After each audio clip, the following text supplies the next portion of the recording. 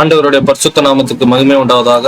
So மறுபடியும் உங்களை மத்தேயு 6 பைபிள் ஸ்டடிக்கு உங்களை நான் வரவேற்கிறேன். ஏற்கனவே 5 அதிகாரம் பைபிள் ஸ்டடி பண்ணியிருக்கிறோம். இப்போது 6ஆம் அதிகாரம் பைபிள் ஸ்டடி இப்போது நடந்து கொண்டிருக்கிறது.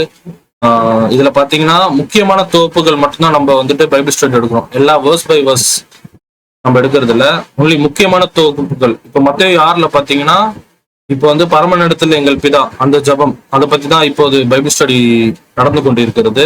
ஏற்கனவே நம்ம போன வீடியோலாம் போட்டிருக்கோம். ஸோ இப்போது முக்கியமான தொகுப்பு பரமனிடத்தில் எங்கள் பிதால வந்துட்டு ஏற்கனவே நம்ம வந்து போன வீடியோல பாத்தீங்கன்னா ஏன் வந்து ஆண்டவராகிய இயேசு கிறிஸ்துவின் பெயர் குறிப்பிடவில்லை, ஏன்னா ஜீசஸோட பேர்ல தானே நம்ம வந்து ஜபம் பண்ண வேண்டும். அப்போது ஏன் வந்து பரமனிடத்தில் எங்கள் பிதா ஜபத்தில் ஆண்டவராகிய இயேசு கிறிஸ்து பெயர் இல்லை, அதுக்கான ஒரு விளக்குறையை நம்ம வந்துட்டு ஒரு பைபிள் ஸ்டடி மூலியமாக போன வீடியோல வந்துட்டு நம்ம வந்து போஸ்ட் பண்ணுவோம் இந்த சேனல்ல. இப்போ அடுத்தது பாத்தீங்கன்னா பரமனிடத்தில் எங்கள் பிதால பாத்தீங்கன்னா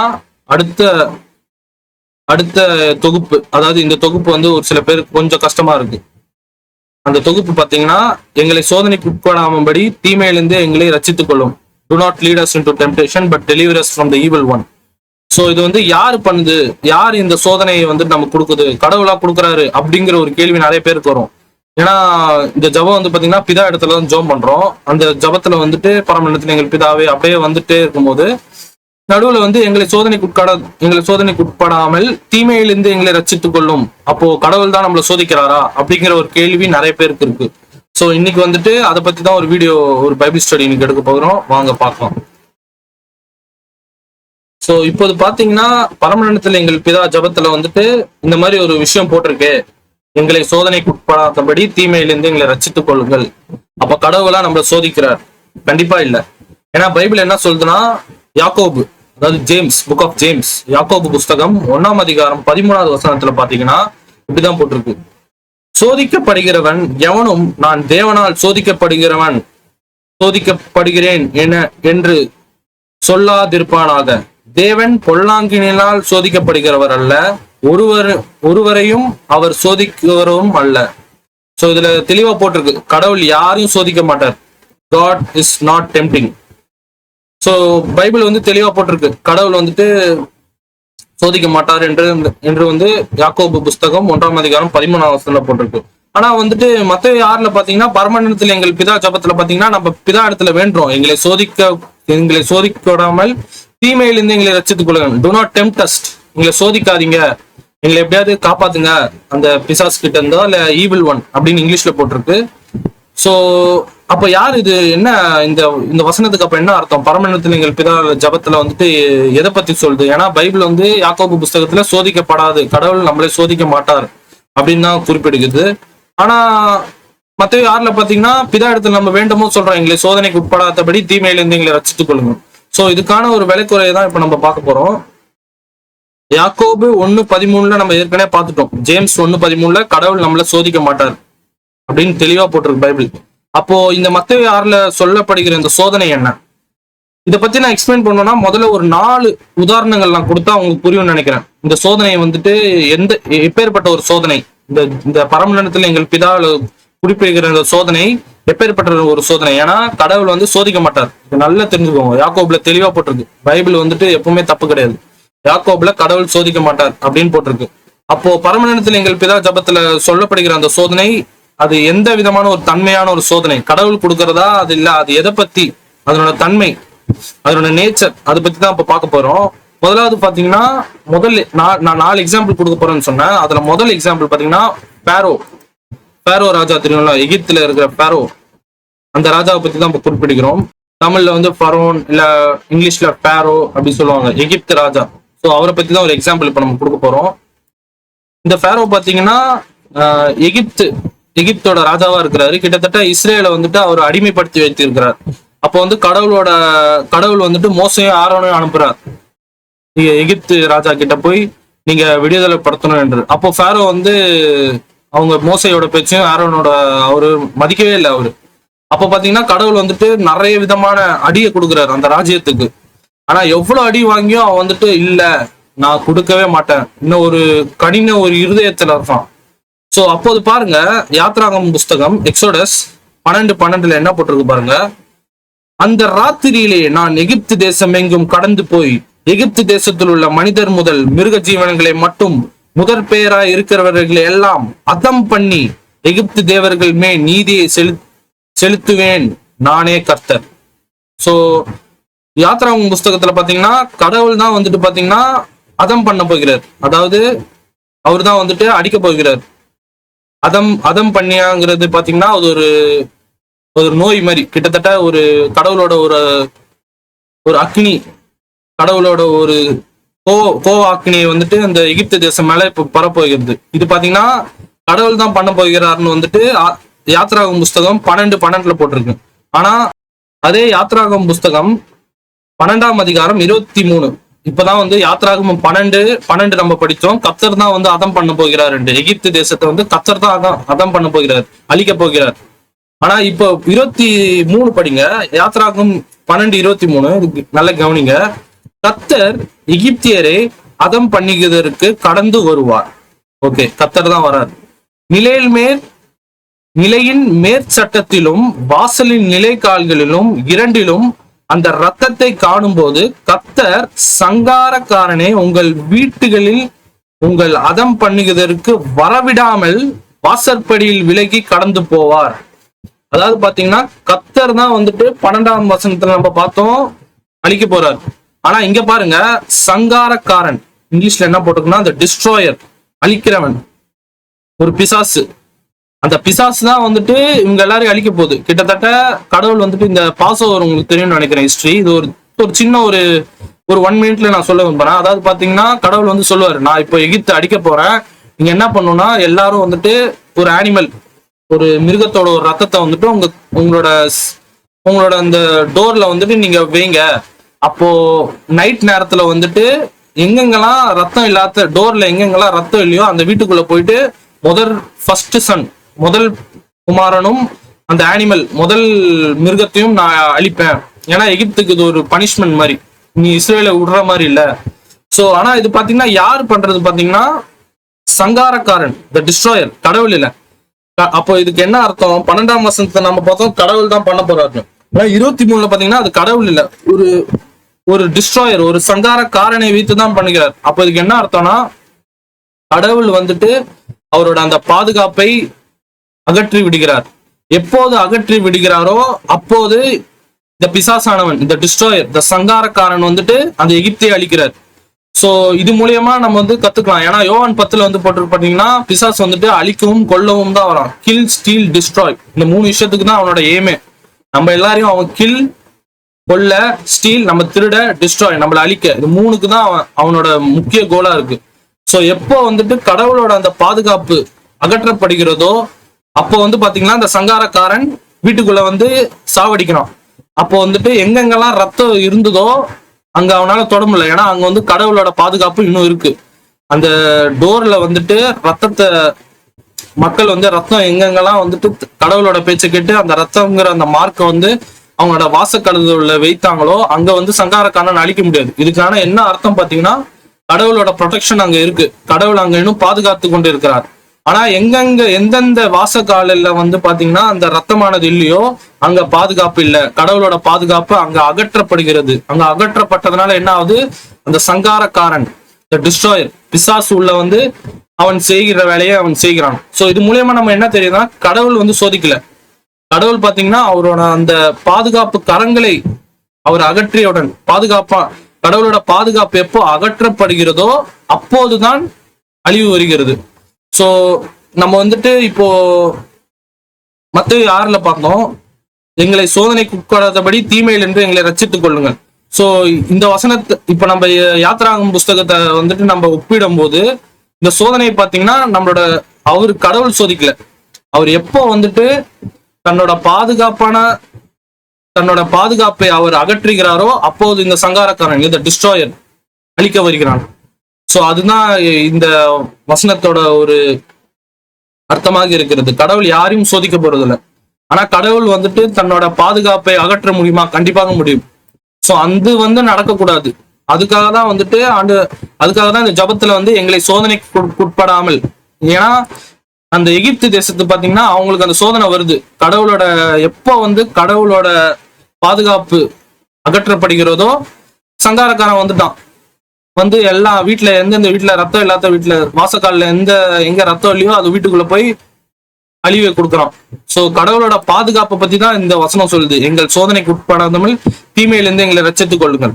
இன்னும் நான் 3 எக்ஸாம்பிள் கொடுக்குறேன், இன்னும் உங்களுக்கு தெளிவா புரியும். ஏற்கனவே யாத்ராகம் புஸ்தகம் 12ஆம் அதிகாரம் 12வது வசனமும், யாத்ராகம் அதே 12ஆம் அதிகாரம் 23ல முதல் ஒரு எக்ஸாம்பிள் நான் கொடுத்தேன், ஒரு எடுத்துக்காட்டா நான் கொடுத்தேன். இப்போ வந்து 2ஆம் எடுத்துக்காட்டு, இந்த செகண்ட் எக்ஸாம்பிள் இப்ப நான் கொடுக்கிறேன். 2வது எடுத்துக்காட்டு பாத்தீங்கன்னா நம்ம வந்து பேதுருவை பத்தி பார்க்க போகிறோம். பேதுரு யாருன்னு உங்களுக்கு தெரியும். அவர் வந்து கடவுளோட ஒரு சிஷ்யன், கிட்டத்தட்ட ஒரு முக்கியமான ஒரு நபரா இருந்தாரு. சோ அவருக்கு என்ன நிலைமை பாருங்க. இப்போ லூக்கா அதிகாரம் 22ஆம் அதிகாரம் வசனங்கள் 31 பாருங்க. பின்பு கர்த்தர் சீமோனே இதோ கோதுமை சுலகில் போல் புடைக்கிறது போல் சாத்தான் உங்களை புடைக்கிறதற்கு உத்தரவு கேட்டுக்கொண்டான். நானோ 32 நானோ உன் விசுவாசம் ஒளிந்து போகாது இருக்கிறதுக்கு உனக்காக வேண்டிக் கொண்டேன். நீ குணப்பட்ட பின்பு உன் சகோதரரை ஸ்திரப்படுத்து என்றார். சோ 31 32ல பாத்தீங்கன்னா அதனோட ஒரு சின்ன ஒரு இது சொல்றேன். சாத்தான் வந்து கேக்குறான் ஏசப்பா கிட்டே, இந்த மாதிரி உன்னோட சீடர்கள், சீமோன் மட்டும் இல்ல, உன்னோட சீடர்களே வந்துட்டு நான் வந்து கோதுமையை விளக்குறது போல் அவங்களை புடைக்க போகிறேன், உடச்சு அவங்கள விசிறி போட போறேன்.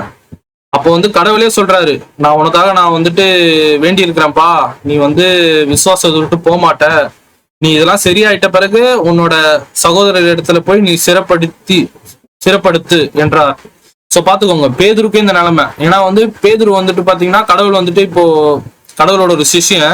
இப்போ இந்த லூக்கா 22ல பாத்தீங்கன்னா பேதுரு அந்த டைம்ல வந்துட்டு பாத்தீங்கன்னா மறுதளிப்பார். ஏன் மறுதளிப்பார்னா, கிட்டத்தட்ட ஆண்டவரை இயேசு கிறிஸ்து சிலுவையில அறைய போறதுக்கு முன்னாடி நைட் நேரத்துல நீ வந்து இயேசுவோட சீடன் தானே அப்படின்னு கேட்பாங்க. அப்போ வந்து பேதுரு வந்து 3 தடவை மறுதளிப்பார். சோ அந்த ஒரு சினாரியோ தான் இந்த லூக் 22. அப்போ வந்துட்டு ஆண்டவரை இயேசு கிறிஸ்து முன்னே சொல்கிறார், இந்த மாதிரி சாத்தான் வந்து கேட்டிருக்கிறான், ஒன்ன மட்டும் இல்ல எல்லா சீடர்களையும் நான் கோதுமையை தூக்கி போடுற மாதிரி அவங்க நான் தூக்கி வீச போறேன், எனக்கு அதிகாரம் கொடுங்க, ஆனா நான் வந்து உனக்காக நான் வேண்டிக் கொள்கிறேன், நீ விசுவாசத்தை விட்டுற மாட்டேன்னு. பாத்துக்கோங்க பேதுருக்கு இந்த நிலைமை. சோ அதனாலதான் வந்துட்டு கடவுள் வந்து சொல்கிறார் மத்தேயு 6ல வந்துட்டு, எங்களை சோதனைக்கு உட்படாதபடி தீமையிலிருந்து எங்களை ரட்சித்துக் கொள்ளுங்கிற அந்த ஜபம் ஏன் சொல்றோம்னா, பாருங்க பேதுருக்கே இந்த நிலைமை. ஏன்னா வந்துட்டு பிசாசு கேட்கறான், நீ எனக்கு ஒரு வாய்ப்பு கொடு, நான் இவனுங்களை கோதுமையை தூக்கி அடிக்கிற மாதிரி நான் தூக்கி அடிப்பேன். ஆனா கடவுள் வந்து சொல்கிறார், நான் உனக்காக வேண்டிக் கொள்கிறேன், சாத்தான் கிட்ட நீ போனாலும் நான் உனக்காக வேண்ட போகிறேன், சாத்தான் உன்னை சோதிக்க போகிறான். எப்படி சோதிப்பான்? ஏன்னா வந்து கடவுள் அவரோட அந்த பாதுகாப்பு கரங்கள், அந்த பாதுகாப்பை அகற்றி விடுகிறார். எப்போது அகற்றி விடுகிறான்னு அவனுக்கு வாய்ப்பு கிடைக்குது. இப்போ யூதாஸ்குள்ளே பாருங்க, கடவுள் வந்துட்டு அவரோட பாதுகாப்பு கரங்கள் அகற்றப்படுகிறது. பிசாசு அவனுக்குள்ள போய பிறகுதான் அவன் ஏவி பிசாசோட ஏவுதால் தான் அவன் போய் ஆண்டவரை காட்டி கொடுக்கிறான். சோ எப்போது கடவுளோட அந்த பாதுகாப்பு அகற்றப்படுகிறதோ அப்போது சோதனை நமக்கு வரும். சோ அது வரவே கூடாது. அந்த மாதிரி ஒரு சிச்சுவேஷனே வேண்டாம் பேதுருக்கு நடந்த மாதிரி.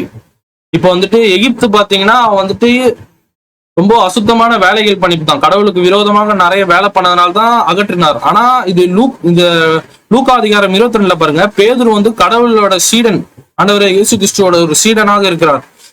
அவருக்கே இந்த நிலைமை பாத்துக்கோங்க, பேதுருக்கே இந்த நிலைமை. சோ அதனாலதான் வந்துட்டு நம்ம வந்து பரமணத்துல எங்கள் பிதா ஜபத்துல பாத்தீங்கன்னா, எங்களை சோதனைக்கு உட்படாதபடி தீமையில எங்களை ரட்சித்துக் கொள்ளுங்கள். அந்த ஜபத்தை ஏன் சொல்றோம்னா, தயவு செய்து உங்களோட அந்த பாதுகாப்பு கரங்கள் அதை வந்து அகற்ற வேண்டாம், அதுக்குதான் அது குறிக்குது. கடவுள் யாரையும் சோதிக்கவில்லை, ஆனா கடவுளோட அந்த பாதுகாப்பு எப்போ அகற்றப்படுகிறதோ அப்போ நமக்கு சோதனை உண்டாகும். சோ அந்த மாதிரி ஒரு சிச்சுவேஷன் வேண்டாம். அதுக்காக தான் வந்துட்டு நம்ம இந்த ஜபத்துல சொல்றோம், எங்களை சோதனைக்கு உட்படாதபடி தீமையில இருந்து எங்களை ரட்சித்துக் கொள்ளுங்கள். சோ அதுதான் இதனோட முக்கியமான அர்த்தமா இருக்கும். யாராவது வந்துட்டு இல்ல கடவுள் தான் நம்மள சோதிக்கிறார் சொன்னீங்கன்னா இல்ல. ஏன்னா யாக்கோபு புஸ்தகம் 1:13 நம்ம பார்த்தோம், கடவுள் யாரையும் சோதிக்க மாட்டார். ஆனா கடவுளோட அந்த பாதுகாப்பை அகற்ற முடியுமா? கண்டிப்பாக முடியும். அவர் அதை அகற்ற வேண்டாம் என்கின்ற ஒரு வேண்டுகோளை தான் நாம் வந்துட்டு இங்க பரமணத்து எங்கள் ஜபத்துல வந்துட்டு நம்ம குறிப்பிடுகிறோம், எங்களை சோதனைக்கு உட்படாதபடி தீமையிலிருந்து எங்களை ரட்சித்துக் கொள்ளுங்கள் என்று. இப்போ இன்னும் 2 எக்ஸாம்பிள் நான் சொல்லிடுறேன், இன்னும் உங்களுக்கு இன்னும் கிளியரா வெளிப்படுத்துறோம். ஏன்னா எகிப்துங்கிறது பாத்தீங்கன்னா ஒரு விரோதி நாடு. ஆனா பேதுரு பாருங்க, பேதுரு வந்துட்டு கடவுளோட சீடன், அவருக்கே இந்த நிலைமை. ஆனா யோபு என்ன தப்பு பண்ணாரு? 3வது உதாரணம், யோபை பத்தி நம்ம பேசுவோம். பேதுரு விடுங்க, ஆனா யோபு வந்துட்டு அவ்வளவு உத்தமனா ஒரு கடவுளே ஒரு வாய்ப்பு கொடுக்குறாரு. சோ அவரு அப்போ இந்த டைம்ல கடவுள் வந்து சோதிக்கிறாரா? இப்போ அடுத்த ஒரு உதாரணம் நம்ம பார்க்க போறோம். 3வது எக்ஸாம்பிள், யோபு புஸ்தகம் நீங்க பாத்தீங்கன்னா தெரியும். நம்ம தமிழ் பைபிள்ல பாத்தீங்கன்னா சாத்தான்னு போட்டிருக்கோம். ஆனா உண்மையிலே பாத்தீங்கன்னா அது ஒரு சாத்தான் இல்ல. நீங்க ஈப்ரு அந்த மொழியில தான் வந்துட்டு யோபு எழுதப்பட்டது. அதனோட உண்மையான டிரான்ஸ்லேஷன் பாத்தீங்கன்னா அது ஒரு ஏஞ்சலிக் பீயிங், ஒரு ஏஞ்சல்னு வச்சுக்கோங்களேன். அது பிசாசோ இல்ல இதுவோ கிடையாது. அவனோட வேலை பாத்தீங்கன்னா சேலஞ்ச் பண்றதுதான் அவனோட வேலை. அட்வைசரின்னு வந்து இங்கிலீஷ்ல போட்டிருக்கோம், அதுதான் அவனோட வேலை.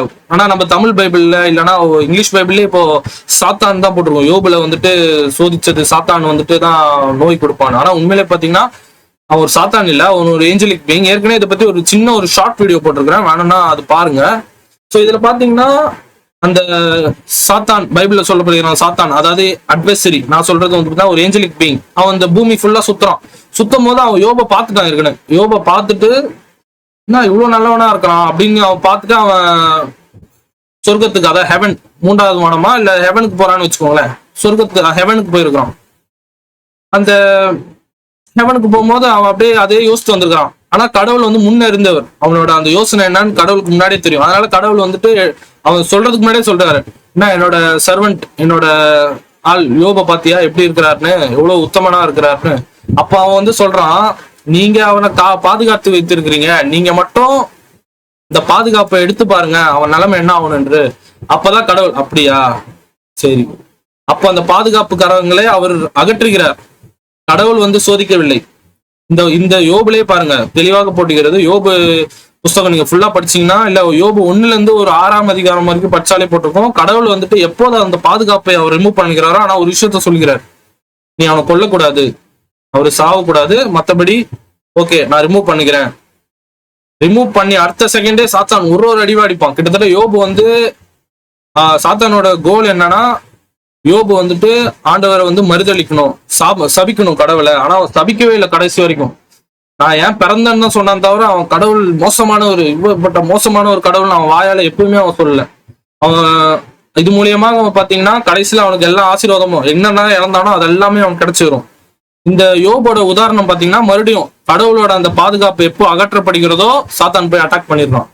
ஆனா நம்ம வந்துட்டு மத்தேயு 6ல வந்துட்டு நம்ம ஜோம் பண்ணும் போது சொல்லிக்கிறோம், அதுக்குதான் எங்களை சோதனைக்கு உட்படாதபடி தீமையிலிருந்து எங்களை ரட்சித்துக் கொள்ளுங்கள், வேண்டாம் உங்களோட பாதுகாப்பு எங்களை நீங்க ரிமூவ் பண்ணாதீங்க கடவுளே, எங்களுக்கு இந்த சோதனைகள் எல்லாம் வேண்டாம். யோபுக்கு நடந்தது போல், பேதுருக்கு நடந்தது போல், இல்ல எகிப்து தேசம் நடந்தது போல் எங்களுக்கு அந்த மாதிரி ஒரு சிச்சுவேஷனே வேணாம், எங்களுக்கு அந்த மாதிரி ஒரு விஷயமே வேணாம், எங்களை சோதனையே வேணாம். அதுக்காக தான் நம்ம ஜோம் பண்ணிக்கிறோம், எங்களை சோதனைக்கு உட்படாதபடி தீமையிலிருந்து எங்களை ரட்சித்துக் கொள்ளுங்கள்.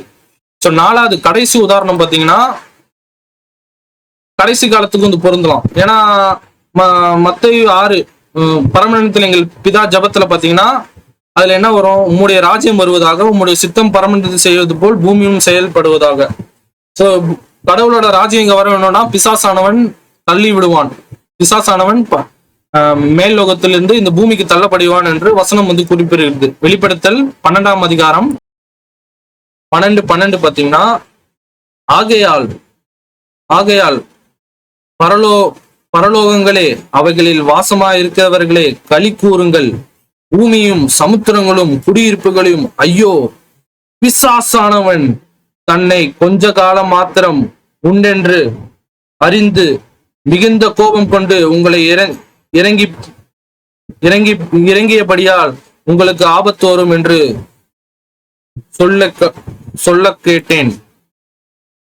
சோ 12:12 பாத்தீங்கன்னா பிசாசானவன் பூமிக்கு வருகிறான், அவன் மிகுந்த கோபம் கொண்டு உங்களை இறங்கியபடியால் உங்களுக்கு ஆபத்து வரும் என்று சொல்ல கேட்டேன். கிட்டத்தட்ட பிசாஸ் இங்க பூமியில இறங்கி இருக்கான் கடைசி காலம். அதாவது ஆண்டவரோட ராஜ்யம் வர்றதுக்கு முன்னாடி பிசாசானவன் பூமியில தள்ளப்படுவான், இதோட அவனுக்கு மேல இடமே கிடையாது. அப்போ செம்ம கோபத்தோட இருக்கிறான். அந்த கோபத்துல என்ன பண்றான், நமக்கு ஆபத்து வரப்போகிறது என்ற ஒரு விஷயம் வந்து சொல்கிறது. சோ அதுக்காக கூட நம்ம ஜோம் பண்ணோம், பரமண்டலத்தில் எங்கள் பிதாவே உம்முடைய ராஜ்யம் வருவதாக. அந்த ஜபத்துல பாத்தீங்கன்னா இந்த இது குறிப்பிடுகிறோம், எங்களை சோதனைக்கு உட்படாதபடி தீமையிலிருந்து எங்களை ரட்சித்துக் கொள்ளுங்கள். இது பாத்தீங்கன்னா வெறும் பாதுகாப்பு காரங்கள் மட்டும் இல்ல, கடைசி காலத்துல. ஏன்னா இந்த பரமண்டலத்தில் எங்கள் ஜபத்திலே பாத்தீங்கன்னா உம்முடைய ராஜ்யம் வருவதாக அப்படின்னு தான் ஜெபிக்கிறோம். அதுக்கப்புறம் எங்களை சோதனைக்கு உட்படாதபடி தீமையிலிருந்து எங்களை காப்பாற்றிக் கொள்ளுங்கள், ரட்சித்துக் கொள்ளுங்கள். சோ நம்ம இதுக்கு மட்டும் அப்ளை இல்லை, இது ஃபியூச்சருக்கும். ஏன்னா கடவுளோட ராஜ்யத்துக்கு முன்னாடி இந்த பிசாசானவன் தள்ளப்படுவான். தள்ளப்படும் போது நம்மள அழிப்பான் அப்படின்னு தான் வேதத்துல கூறி இருக்கு. சோ அந்த ஒரு நிலைமை எங்களுக்கு வரக்கூடாது. எங்களை சோதனைக்கு உட்படாதபடி தீமையில இருந்து எங்களை ரசித்துக் கொள்ளுங்க, எங்களை காப்பாத்துங்க. சோ அந்த ஒரு விஷயத்துக்காகவும் நம்ம இந்த ஸ்டேட்மெண்ட்டை நம்ம யூஸ் பண்ணிக்கலாம். ஸோ உங்களுக்கு புரிஞ்சிருக்கும் நான் நம்புறேன், ஏன் வந்துட்டு எங்களை சோதனைக்கு உட்படாதபடி தீமையில எங்களை ரசித்துக் கொள்ளுங்கள் என்று. ஸோ 4 உதாரணம் நான் சொன்னேன். நான் ஒரு ஃபைனலா ஒரு சின்ன ஒரு கன்க்ளூஷன் கொடுத்து நான் அந்த இந்த மெசேஜை நான் முடித்துக் கொள்கிறேன், இந்த பைபிள் ஸ்டடியை. ஸோ நம்ம யாராவது இனி கேட்டா, இல்ல நம்ம ஜோம் பண்ணும்போது எங்களை சோதனைக்கு உட்படாதபடி தீமையில இருந்து எங்களை ரசித்துக் கொள்ளுங்கள் யாராவது சொன்னா, இல்ல நம்ம ஜோம் பண்ணும் போதோ நம்மளோட மனசு ஓ கடவுள் தான் நம்மள சோதிக்கிறாரா அப்படிங்கிற ஒரு விஷயம் நமக்கு அடுத்த வாட்டி தோணிச்சுன்னா, இந்த 4 உதாரணம் நான் சொன்னேன். இந்த 4 உதாரணத்துலையும் என்ன போட்டிருக்கு, கடவுள் அவரோட பாதுகாப்பை எப்போ அகற்றுகிறாரோ அப்போது நமக்கு சோதனை வரும். அதுதான் உண்மை. யாக்கோபு புஸ்தகம் 1:13 போட்டிருக்கு, யாரையும் கடவுள் சோதிக்க போறது இல்லை. சரியா, தெளிவா போட்டிருக்கு. கடவுள் சோதிக்கவே மாட்டார். ஆனா அவரோட பாதுகாப்பு கவரங்கள் எப்போது அகற்றப்படுகிறாரோ, டிஸ்ட்ராயர், அழிக்கிறவன், அவன் அழிப்பான். அந்த அழிக்கிறவன் பாத்தீங்கன்னா அது 1 இருக்கலாம், 1000 கூட இருக்கலாம், எவ்வளவு நமக்கு தெரியாது. அந்த அழிக்கிறவன் வருவான், சங்காரக்காரன் நம்மை அழிக்க வருவான் அப்படின்னு தான் வேதத்தில் கூறியுள்ளது. சோ அந்த பாதுகாப்பு கரங்களை, கடவுளோட அந்த பாதுகாப்பு நம்மளை அவரோட பாதுகாப்பு நம்மிடத்தில் எப்போது இருக்க வேண்டும். எப்போது அவரோட பாதுகாப்பு அகற்றப்படுகிறதோ நமக்கு சோதனை உட்படும். அதுதான் வசனத்தை குறிப்பிடுகிறது. 4 உதாரணம் நம்ம பார்த்தோம். பரவை பத்தி பார்த்தோம், எகிப்து ராஜாவை பத்தி பார்த்தோம். அவன் கீழ்ப்படியவே இல்லை. கடவுள் சொன்னாரு, உங்களோட நான் ஒரு ரத்தத்தை உங்க எல்லாரோட வீட்டுல நீங்க வைங்க. நைட் நேரத்துல எங்கெங்கெல்லாம் ரத்தம் இல்லையோ அங்க மட்டும்தான் சங்காரக்காரன் அடிப்பான். எங்கெங்கெல்லாம் ரத்தம் இருக்கோ அங்க என்னோட பாதுகாப்பு இருக்கு. முதல் உதாரணம். 2வது உதாரணம் பார்த்தோம் பேதுருவை பத்தி. பேதுரு பாத்தீங்கன்னா கடவுளோட ஒரு சீடன், ஆண்டவரோட இயேசு கிறிஸ்துவோட சீடன், எல்லாமே அவருக்கு தெரியும். ஆனா அவரே பாத்தீங்கன்னா பிசாசு இயேசு கிட்ட கேட்கிறார், எனக்கு என் கையில மட்டும் இவங்களை கொடுங்க, இவங்களை கோதுமையை தூக்கி போடுற மாதிரி இவங்க நான் விசிறி அடிச்சிருவேன் நானு. அப்ப கடவுளே சொல்கிறார், இதெல்லாம் சரியாயிட்ட பிறகு உன் விசுவாசம் போக கூடாது, நான் உனக்காக வேண்டிக்கிறேன்ப்பா. எல்லாம் சரியாயிட்ட பிறகு நீ உன்னோட சகோதர இடத்துல போயிட்டு நீ நார்மலா ஆயிடு அப்படின்னு தான் 2வது இது பேதுருக்கே நடக்குது. 3வது பாத்தீங்கன்னா நம்ம என்ன பார்த்தோம், யோபுக்கு பார்த்தோம். பிசாசானவன் கேட்கிறான், மறுபடியும் கடவுளோட அந்த பாதுகாப்பு எப்போ அகற்றப்படுகிறதோ யோபுக்கு அடி விழுது. இது 3வது இது. 4வது பாத்தீங்கன்னா கடைசி காலத்துல கடவுள் அவரோட பாதுகாப்பை மறுபடியும் அகற்றுகிறார். வெளிப்படுத்தல் புஸ்தகத்துல பாத்தீங்கன்னா 12ஆம் அதிகாரம் 12வது வசனத்துல பார்த்தோம், பிசாசானவன் தள்ளப்படுகிறான். அது மட்டும் இல்ல, 13ஆம் அதிகாரம் 7வது வசனத்துல பாத்தீங்கன்னா அவனுக்கு அதிகாரம் கொடுக்கப்படுகிறது. அதாவது அந்த பாதுகாப்பு அகற்றப்பட்டவுடன் அவனுக்கு அதிகாரம் கிடைத்து விட்டது. எப்போது கடவுளோட அந்த பாதுகாப்பு அகற்றப்படுகிறதோ பிசாசானவனுக்கு அதிகாரம் கிடைக்கிறது. நம்மள அட்டாக் பண்ணலாம், இவனை அழிக்கலாம். சோ அந்த விஷயம் நடக்கக்கூடாது என்பதற்காக தான் இந்த பரமண்டலத்தில் எங்கள் பிதா ஜபத்துல பாத்தீங்கன்னா எங்களை சோதனைக்கு உட்படாதபடி தீமையிலிருந்து எங்களை ரசித்துக் கொள்ளுங்கள் என்கிற ஒரு விஷயத்த சொல்கிறோம். சோ உங்களுக்கு இது புரிந்திருக்கும் நான் நம்புறேன். ஸோ மறுபடியும் கேளுங்க. உங்களுக்கு கடவுளோட நாமம் இது மூலியமாக மகிமைப்படட்டும். ஆமேன்.